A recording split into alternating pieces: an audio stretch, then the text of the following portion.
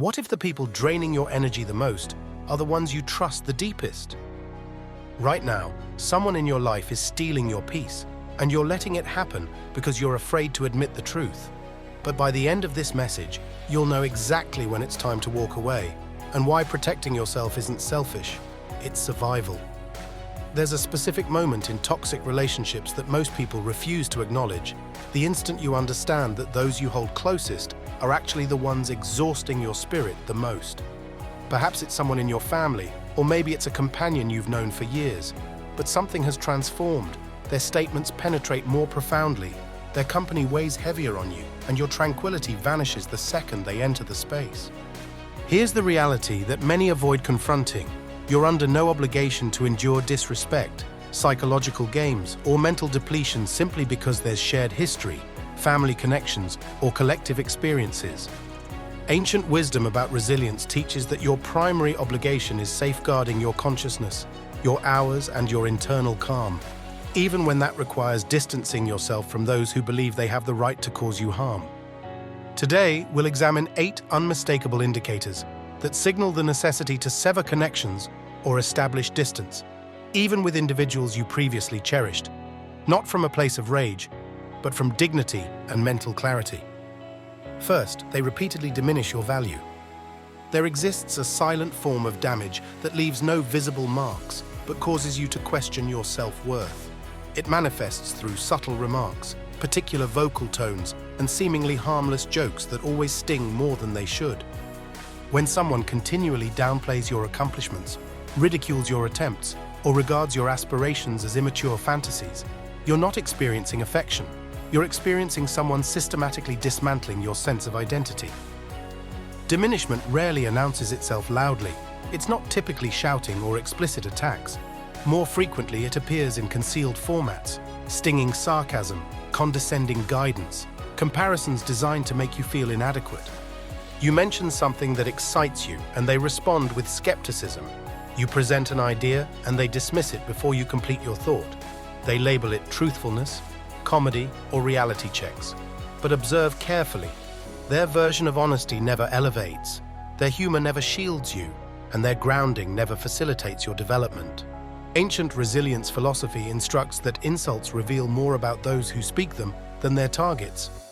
Wise teachers wrote that others' conduct is their weight to carry, not yours, and that individuals who constantly attempt to reduce others are frequently concealing their own deficiencies. Diminishment is disguised projection, its uncertainty grasping for dominance, its jealousy masquerading as harsh affection. The genuine threat isn't the attack itself, but rather accepting it as normal. You begin modifying your expression, your ambitions, your character just to prevent mockery. You begin selecting silence instead of enthusiasm. Because you wish to avoid appearing ridiculous, you commence existing beneath your capabilities, merely to maintain harmony with someone who has zero interest in witnessing your ascent. A psychologically healthy individual celebrates your expansion. A balanced companion encourages your determination. Someone who genuinely appreciates you doesn't require shrinking you to feel elevated. When an individual belittles you regularly, it clearly indicates mismatched principles and fractured regard. The resilient reaction isn't to dispute, justify, or beg for comprehension.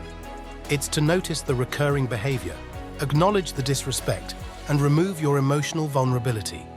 You cannot compel someone to improve their treatment of you, but you can decide against remaining in environments where your value gets repeatedly rejected. If someone makes you feel diminished whenever you express your authentic self, your victories, or your visions, it's not a genuine connection. It's a gradual destruction of your self-assurance. And the most dignity-preserving action you can execute is departing from anyone who profits from your suffering. Regard is non-negotiable. Second, they refuse to accept responsibility for anything. One of the most transparent indicators that a connection has turned unhealthy occurs when the other individual declines to acknowledge their role in negative outcomes. You recognize this pattern. Every error becomes another person's responsibility. Every disagreement results from your excessive reaction. Every negative result stems from unfortunate circumstances, poor timing, or problematic people, never from them. When an individual perpetually evades accountability, you're not confronting immaturity. You're confronting someone who will deplete your psychological resources one justification at a time. Individuals who never accept responsibility master the art of narrative reconstruction. They'll distort discussions, deny statements they clearly made, transfer fault onto you, or employ selective recollection to portray themselves as victims. Challenge them regarding their actions, and they'll suddenly appear bewildered or injured. Hold them accountable, and they'll charge you with being overdramatic, unjust, or excessively emotional. It's a repeating sequence. Assign blame, redirect, induce guilt, then restart. This conduct isn't accidental, it's deliberate self-preservation. Confessing mistakes demands humility, psychological development, and internal awareness. Those lacking these characteristics would rather warp reality than face their imperfections. Ancient resilience philosophy instructs that truthful individuals examine their assessments and actions before critiquing others. Wise teachers documented that intelligent minds concentrate more on self-correction than blaming the world. But someone who rejects responsibility does precisely the reverse. They shield their pride at the expense of your mental stability. Gradually, this pattern trains you to shoulder psychological burdens that aren't rightfully yours. You start apologizing merely to conclude arguments. You begin doubting your recollection, your motivations, even your moral character. You feel as though you're perpetually resolving issues you didn't generate, as if maintaining tranquility is exclusively your responsibility. It's draining, and worse, it convinces you that you're the unreliable one. But here's the actuality. Accountability signals respect. When someone refuses to claim their actions, they're communicating that your emotions, your reality, and your limits are irrelevant. They're demonstrating that they value their ease over your welfare. And if they don't shoulder their portion of the relationship, you eventually carry the load for both parties until you break down. The resilient reaction is precision, not confrontation. You don't debate with someone who has zero intention of recognizing truth. You observe their recurring behavior and create space. You establish protective limits for your psychological territory. You cease accepting blame that doesn't belong to you. A relationship devoid of accountability isn't a partnership, it's a weight. And selecting distance from someone who perpetually positions you as the problem isn't harsh, it's self-regard. Their weapon is blame, your defense is clarity. There exists a particular relationship type that only radiates warmth when the other individual wants something from you: your hours, your focus, your psychological effort, your financial resources, or your assistance. When they're experiencing difficulty, confusion, isolation, or boredom, suddenly you become significant. Suddenly their communications arrive rapidly, their phone calls increase in frequency, their manner becomes gentler, but the instant their emergency resolves, they disappear, their warmth evaporates, their interest diminishes, and you're left questioning why you perpetually feel utilized but never appreciated. This isn't genuine connection, it's strategic convenience, and convenience doesn't constitute friendship. Individuals who exploit you frequently mask their motives skillfully. They might present it as seeking guidance, simply wanting conversation, or reaching out because you're the sole person who comprehends. But pay attention to the recurring pattern. Do they ever inquire about your well-being without requiring assistance? Do they honor your achievements? Or do they only contact you when seeking psychological relief from their personal troubles? Do they contribute anything to your existence? Or do they merely extract? Ancient resilience philosophy instructs that beneficial relationships rest on reciprocal contribution, not unilateral extraction. Wise teachers wrote that authentic companionship builds upon character, not practicality. Someone who only materializes when it serves them isn't a companion, they're a consumer disguised as one. Their involvement in your life is conditional, transactional, and fundamentally exhausting. The concealed threat in these connections is how subtly they condition you to become their rescuer. You begin responding to every contact because guilt compels you. You abandon everything to assist them even when depleted. You psychologically invest in their turmoil while they invest nothing in your stability, and when you finally experience a moment of necessity, they're absent. Or worse, they inform you they're occupied, overwhelmed, or incapable of handling this presently. This is the inequality that gradually erodes your self-value. You begin believing your function in people's existences is to repair, support, rescue, and sacrifice. You forget that you equally deserve reciprocity. You equally deserve someone who cares about your welfare even when they require nothing. The resilient approach is straightforward. Observe behaviors, not declarations. Someone who values you appears consistently, not strategically. Establish limits with those who extract more than they contribute. Restrict your availability to those who only surface when convenient for them. And remind yourself that your hours, your vitality, and your tranquility are finite resources, not communal property. If someone only approaches when needing something, they're not selecting you. They're selecting your benefits, and that's not a connection you must preserve. Your energy is precious. Safeguard it. Fourth, they mock your boundaries as insignificant. There's no more transparent indication of disrespect than someone persistently disregarding or ridiculing the parameters you established to safeguard your peace. A boundary isn't a proposal, it's not a recommendation, it's a demarcation that defines what's acceptable for you. A line drawn from self-regard, but for certain individuals, your boundaries represent nothing except hindrances. They believe they can pressure, manipulate, or joke their way past them. These individuals frequently respond to your limits with mockery, telling you to relax, claiming it's not serious, accusing you of being overdramatic, insisting they were merely joking. Notice the recurring behavior. Instead of recognizing your discomfort, they invalidate it. Instead of modifying their conduct, they attempt making you feel guilty for wanting dignity. They transform your boundaries into amusement because respecting them would demand self-awareness and psychological maturity, characteristics they might not possess or care to cultivate. Ancient resilience philosophy instructs that we cannot dictate how others act, but we can dictate what we permit. Wise teachers emphasize that dignity is something you safeguard through your behaviors, not your statements. A boundary only functions when enforced, not when endlessly explained. When someone repeatedly dismisses your parameters, they're not bewildered, they're testing you.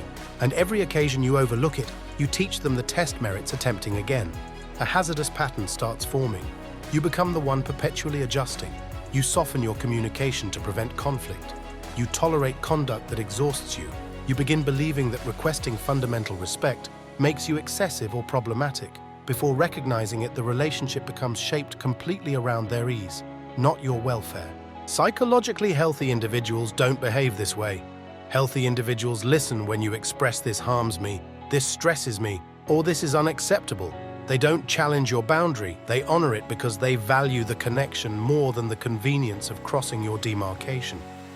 When someone treats your boundaries as amusement, what they're genuinely communicating is "my preferences supersede your peace," and no relationship can flourish with that inequality. The resilient reaction is firm, composed, and action-focused. You establish the boundary once with clarity, you observe their conduct, and if they persist in disrespecting it, you remove access, your hours, your focus, your psychological presence. You don't dispute, you don't endlessly negotiate. You simply protect yourself because the truth is straightforward. If someone ignores your boundaries, they're not misunderstanding you. They're revealing themselves. When they decline to honor your limits, they forfeit the privilege of your presence. Fifth, they experience resentment when you succeed. One of the most agonizing discoveries in existence is learning that someone close to you doesn't genuinely want witnessing your victories. They might smile when you share positive developments, but you can sense the transformation, the rigidity in their voice, the artificial enthusiasm, the subtle shift in atmosphere. Instead of sincere excitement, there's an underlying current of unease. Resentment is quiet, but it's never invisible. You'll detect it in how they respond to your advancement. When something favorable occurs for you, they minimize it or instantly compare it to someone else. When you discuss a fresh opportunity, they locate reasons for skepticism. When you achieve something significant, they redirect attention back to themselves or make a remark that diminishes your moment. They never state "I'm proud of you" without attaching a reminder of their personal struggles, sacrifices, or frustrations. It's a subtle method of making your achievement feel like an imposition. Ancient teachers understood human nature profoundly. Resentment, they instructed, doesn't originate from another's success. It originates from an individual's unaddressed insecurity. Wise teachers wrote that people gravitate toward envy through their personal suffering, meaning that resentment is never about you. It's about the void they refuse confronting within themselves. Your development exposes what they've avoided. Your confidence illuminates their self-questioning. Your advancement threatens the consistency of the narratives they tell themselves. But resentment becomes hazardous when it transforms into subtle undermining. You might notice they discourage your pursuits, plant uncertainty, minimize your accomplishments, or even spread rumors privately. They might pretend supporting you publicly but resent you privately. And if the individual is family or a long-term companion, the betrayal feels heavier because the bond was supposed to be secure. You cannot construct a peaceful existence while surrounded by individuals who secretly hope you remain limited. When those around you feel threatened by your development, you will diminish yourself without awareness. You will share less, aspire less, and dim your own radiance just to prevent their discomfort. But your existence isn't meant to be constrained by someone else's insecurity. The resilient reaction isn't to resent them, dispute with them, or attempt proving your value. It's to quietly protect your vitality. You reduce what you share. You keep your objectives guarded. You surround yourself with individuals who celebrate your victories sincerely, not conditionally. A genuine companion doesn't compete with you. They ascend alongside you. When someone's encouragement vanishes the instant you rise, believe what their silence exposes. Not everyone merits a prominent position to your success. Sixth, you perpetually feel like you're navigating a minefield. A relationship becomes psychologically hazardous the instant you realize you're no longer being authentic. When every statement must be calculated, every reaction measured, every truth softened, and every emotion suppressed just to maintain harmony, you're not in a relationship. You're in a psychological danger zone. Navigating carefully isn't a sign of consideration, it's a sign of fear, and fear has no place in the presence of someone who genuinely cares for you. You recognize this recurring behavior. Before speaking, you rehearse your sentences mentally. Before disagreeing, you analyze how they might respond. Before expressing anything genuine, you ask yourself, will this upset them? Will they distort this? Will they penalize me for being honest? Your nervous system becomes excessively alert, perpetually scanning for mood alterations, tone variations, or psychological traps. This isn't connection, it's survival. Individuals who create this type of atmosphere frequently do so through subtle psychological manipulation, guilt induction, unpredictable responses, passive-aggressive remarks, abrupt silence, or weaponizing your vulnerabilities. Their inconsistencies keep you unbalanced. Their moods control the relationship's temperature, and instead of addressing their personal emotional volatility, they make you responsible for managing it. You become the caretaker of their disorder. Ancient resilience philosophy warns against granting others this degree of influence. Wise teachers instructed that the greatest enslavement is psychological dependence on another individual's moods, assessments, or validation. When you're perpetually adjusting yourself to prevent upsetting someone, you forfeit your autonomy. You forfeit your expression gradually. You forfeit your identity. You become a version of yourself shaped by fear instead of principles. Beneficial relationships don't demand you shrink. They don't penalize truthfulness, silence your perspectives, or make you feel unsafe for expressing yourself. In a beneficial dynamic, disagreement isn't a threat. It's a discussion. Emotions aren't weapons, they're indicators. Honesty isn't hazardous. It's welcomed. When someone makes you feel like you must carefully navigate around them, it means they benefit from your silence. They benefit from your hesitation. They benefit from the psychological dominance they exert without ever openly admitting it. The resilient reaction is clarity and bravery. You begin observing without reacting. You separate their emotions from your responsibility. You speak firmly, calmly, and truthfully. And most significantly, you allow distance to develop where fear has established itself, because no peace merits the cost of losing yourself. If you cannot relax around someone you love that is not love, it is psychological imprisonment. Peace is not located where you must perpetually shrink to be secure. Seventh, they don't respect your time, effort, or priorities. One of the most subtle yet destructive forms of disrespect occurs when someone repeatedly treats your hours, your commitments, and your responsibilities as if they're meaningless. They arrive late without apology. They cancel arrangements at the final moment. They expect you to reorganize your schedule for their convenience. They interrupt you while you're working, diminish the things you care about, and make you feel guilty for not being available on demand. This is not forgetfulness. It is not personality. It is a pattern rooted in entitlement. Individuals who genuinely value you comprehend that time is existence, and when they disregard your time, they're disregarding your life. They assume your world revolves around theirs. They expect your flexibility, but offer none reciprocally. And when you express frustration, they accuse you of overthinking instead of acknowledging the impact of their conduct. Ancient resilience philosophy instructs that time is our most valuable possession. Wise teachers wrote that individuals guard their finances fiercely but waste their hours carelessly, even though time is the one thing we can never reclaim. Someone who consistently intrudes on your time, dismisses your effort, or treats your priorities as optional is showing you exactly how little they respect you. The threat of this pattern is how quietly it conditions you to devalue yourself. You begin adjusting your schedule to prevent conflict. You abandon your arrangements because you feel obligated.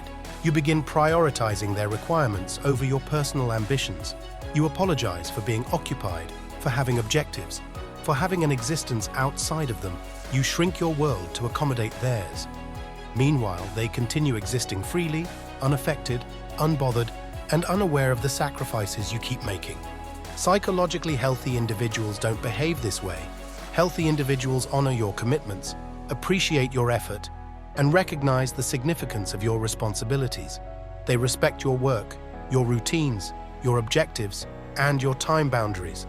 They don't expect instant responses, psychological labor on demand, or final moment changes that cost you peace. The resilient reaction is to reclaim control of your time with calm firmness. You cease over-explaining. You cease rearranging your schedule. You cease apologizing for having boundaries. You begin stating simple phrases like, "I'm not available. That doesn't work for me." Or "I already have plans," not with anger, with clarity. When someone respects you, they adjust. When they don't, they push back. And that response tells you everything you need knowing about whether this relationship deserves a place in your existence. If your time is always negotiable to them, but theirs is sacred, you're not being treated as an equal. "That doesn't work for me," or "I already have plans," not with anger, with clarity. When someone respects you, they adjust. When they don't, they push back. And that response tells you everything you need knowing about whether this relationship deserves a place in your existence. If your time is always negotiable to them, but theirs is sacred, you're not being treated as an equal. You're being treated as a convenience. Your time is sacred, protected from those who waste it. Eighth, you feel more peaceful when you distance yourself from them. Sometimes the clearest indication that a relationship has concluded isn't something they say or do. It's how your body responds when you pull away. Pay attention to the quiet truth inside you. If your mind feels calmer, your chest feels lighter, and your days feel clearer when you're not around someone that is not coincidence, that is inner wisdom communicating. Peace is data. Relief is evidence. Think about the final time you spent time with this individual. Did you leave feeling tense, drained, or unsettled? Did you replay the discussion in your head, wondering if you said anything wrong? Did you feel the necessity to recover your energy afterward? Those reactions aren't overdramatic. They are indicators of psychological misalignment. Beneficial relationships don't leave you feeling depleted. Genuine connection doesn't give you anxiety. Affection doesn't feel like obligation, confusion, or exhaustion. What frequently occurs is subtle. You begin shrinking your personality around them, measuring your statements, limiting your joy, or withholding your aspirations. You might not even realize you're doing it. You just feel safer at a distance.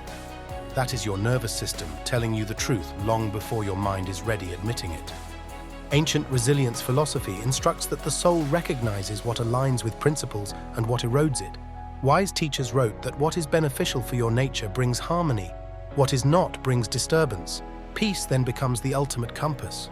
When someone's presence creates chaos, but their absence creates clarity, the relationship is communicating for itself. Individuals who are right for your existence add stability, inspiration, and calm. They don't bring constant tension, unpredictability, or self-questioning. They don't force you into psychological recovery mode after every interaction. The inequality you feel is a signal, not a deficiency in you. The most hazardous thing you can do is ignore this signal. Many individuals remain in draining relationships out of guilt, habit, or loyalty to history. But loyalty to your past should never cost you your future. You don't owe anyone access to your mind or your vitality if their presence harms your inner world. Distance is not punishment, it's protection. Space is not cruelty, it's clarity. The resilient reaction is to trust the evidence of your personal peace. You honor your psychological reality without apology. You create distance without drama. You select environments, relationships, and individuals who help you stay aligned with your highest self, and you allow what is harmful to fade without chasing closure or explanation. If distance brings you back to yourself, that relationship was costing you too much. Peace is the proof. Always trust it. Here's what all of this comes down to. Relationships are supposed to strengthen you, not drain you.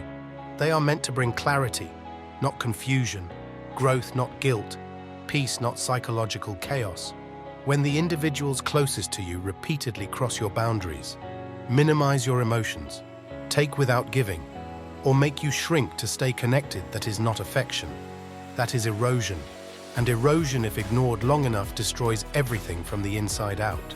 Ancient resilience philosophy reminds us that protecting your inner world is not selfish. It is responsible. Wise teachers wrote that your mind is your kingdom, and you must guard it as you would guard something sacred. Walking away from individuals who damage your peace isn't cruelty, it's maturity. It's the decision to cease negotiating your value with those who never intended to value it in the first place. You now have 8 unmistakable indicators to listen to. 8 moments of truth that expose when a relationship has crossed the line from meaningful to harmful. And if one or more of these indicators resonated with you, don't ignore that instinct. Your peace is communicating to you. And if one or more of these indicators resonated with you, don't ignore that instinct. Your peace is communicating to you. As you move forward, select clarity over guilt, strength over attachment, and inner peace over outdated loyalty.